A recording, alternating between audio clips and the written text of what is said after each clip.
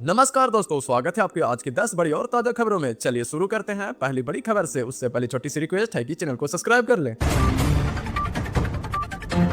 बिहार के गया जिले में कई किसान प्रधानमंत्री कृषि सम्मान निधि योजना की अगली किस्त से वंचित हो रहे हैं। मुख्य समस्या फार्मर आईडी न बन पाना है, क्योंकि अधिकांश किसानों के जमाबंदी उनके पूर्वजों के नाम पर है और बंटवारा नहीं हुआ है। आधार और जमाबंदी में नाम भी भिन्नता तथा राजस्व विभाग के साथ एक कारण भी पंजीकरण धीमा है, जिससे किसानों को परेशानी हो रही है।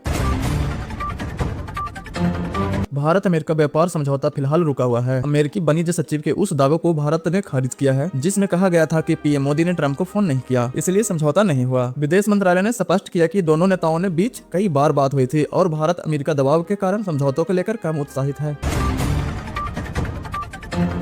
असम में कांग्रेस के नेतृत्व में विपक्षी दलों के भाजपा पर विधानसभा चुनाव से पहले मतदाता सूची में नाम हटाने की साजिश रचने का आरोप लगाया है। उन्होंने पुलिस और सीओ के समक्ष शिकायत दर्ज कराई है। मुख्यमंत्री हेमंत बिस्व शर्मा ने इस आरोप को सिरे से खारिज करते हुए कहा कि मतदाता सूची का संशोधन एक निश्चित प्रक्रिया है, जिसका उद्देश्य आयोग नामों को हटाना और आयोग मतदाताओं को शामिल करना है।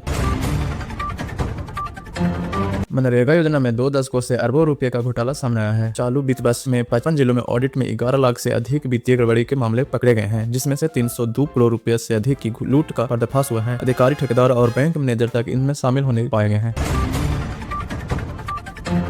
भारत ने बांग्लादेश में हिंदुओं पर लगातार हो रहे हमलों पर चिंता जताई है। विदेश मंत्रालय के प्रवक्ता रणधीर जायसवाल ने बांग्लादेश से सांप्रदायिक घटनाओं पर सख्ती दिखाने को कहा। उन्होंने अल्पसंख्यकों के उनके घरों और व्यवसायों पर बार बार होने वाले हमलों को परेशान करने वाला पैटर्न बताया। भारत ने दिसंबर 2025 में कामन मामलों और अंतिम सरकार के दौरान 2900 से अधिक हिंसा की घटनाओं का उल्लेख किया।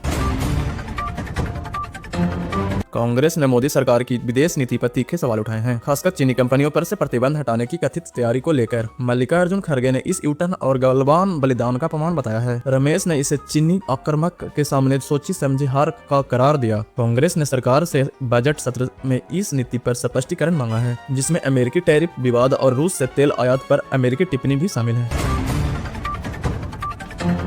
भारत ने सक्सगामा घाटी में चीन द्वारा सीपीईसी निर्माण पर कड़ी आपत्ति जताई है। विदेश मंत्रालय ने घाटी को भारतीय क्षेत्र बताया और 1963 के चीनी पाकिस्तान सीमा समझौतों को अवैध करार दिया। भारत ने दोहराया कि जम्मू कश्मीर और लद्दाख कश्मीर उनके भिन्न अंग है और सीपीईसी का भारतीय क्षेत्र से गुजरना भी अवैध है। भारत अपने हितों के रक्षा के लिए आवश्यक कदम उठाने का अधिकार समिति रखता है।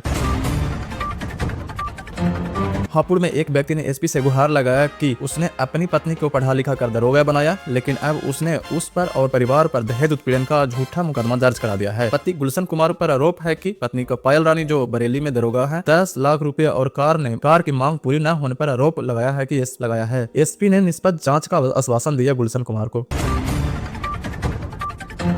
प्रधानमंत्री नरेंद्र मोदी के शनिवार 10 जनवरी से 3 दिवसीय गुजरात दौरे पर होंगे। इस दौरान वह सोमनाथ मंदिर में सोमनाथ स्वाभिमान वर्ष और राजकोट में ब्राइट गेट गुजरात क्षेत्रीय सम्मेलन में भाग लेंगे। पीएम मोदी ने कहा कि सोमनाथ स्वाभिमान पर्व हमारी आत्माधिकता परंपरा का सशक्त प्रतीक है। इस देश भर में पूरी श्रद्धा और भक्ति उल्लास के साथ मनाया जा रहा है। महाराष्ट्र के बीड जिले में फसल 3 के समर्थक के नाम पर 4 करोड़ रुपए के अधिक की धोखाधड़ी का मामला सामने आया है। पुलिस ने इजरायल हमास युद्ध का हलावा देकर अवैध रूप से धन जुटाने का आरोप में 2 लोग को गिरफ्तार किया है। इस राशि का पंजीकृत ट्रस्ट में खाते में जमा की गई थी। पुलिस आतंकी फंडिंग और अवकाश का जांच कर रही है और प्रतिबंधित संगठनों के संबंधों को पड़ताल कर सकती है। दोस्तों, ये थी आज की बड़ी और ताजा खबरें। आपको कौन सी खबरें सबसे ज्यादा चौंकाने वाली लगी, कमेंट करके बताएं। और अगर वीडियो अच्छा लगा हो तो लाइक और सब्सक्राइब करना ना भूलें।